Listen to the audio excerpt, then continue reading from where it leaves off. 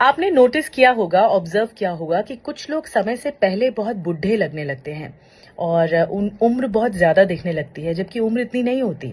और कुछ लोगों पे उम्र का कोई फर्क ही नहीं पड़ता।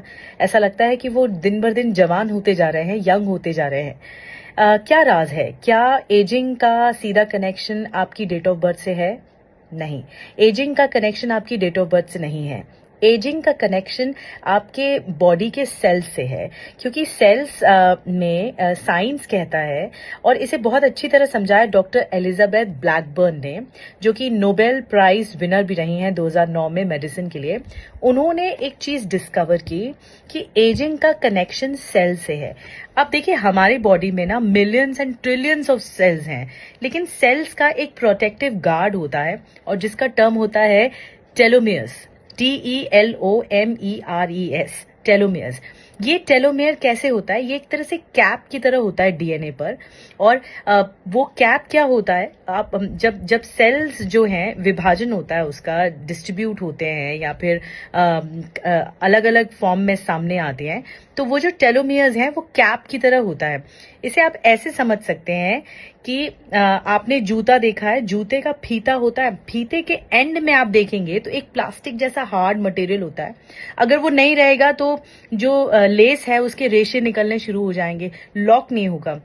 तो आप समझ लीजिए कि ये सेल का एक लॉक होता है और टेलोमेयर्स। अब क्या होता है, जब सेल डिस्ट्रीब्यूट होते हैं या उनका विभाजन होता है, तो ये टेलोमेयर्स की जो उम्र है वो छोटे होते चले जाते हैं, उसकी हाइट छोटी होती चली जाती है।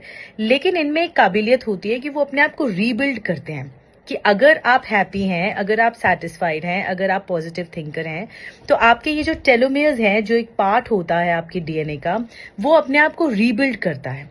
लेकिन जो टेलोमेयर्स अपने आप को रीबिल्ड नहीं कर सकते, डॉक्टर एलिजाबेथ ने कई पे रिसर्च किया, उनमें पता लगा कि जिन लोगों में टेंशन, एंजाइटी, नर्वसनेस ज्यादा रहा, उनके टेलोमेयर्स दिन ब दिन घटते चले गए और फिर वो रीबिल्ड नहीं हुए, घटते चले गए और इस लेवल पे घट गए कि वो पूरी तरह से डेड हो गए अंदर सेल्स। और जो लोग हैप्पी रहे, जो लोग पॉजिटिव थिंकर रहे, जिनका माइंडसेट अच्छा रहा, जो एवरेज हफ्ते में 7 दिन होते हैं, एवरेज 5 दिन अच्छी थिंकिंग रखते हैं, उनका टेलोमेयर्स पता है रीबिल्ड होना शुरू हुआ, रीस्ट्रक्चर होना शुरू हुआ।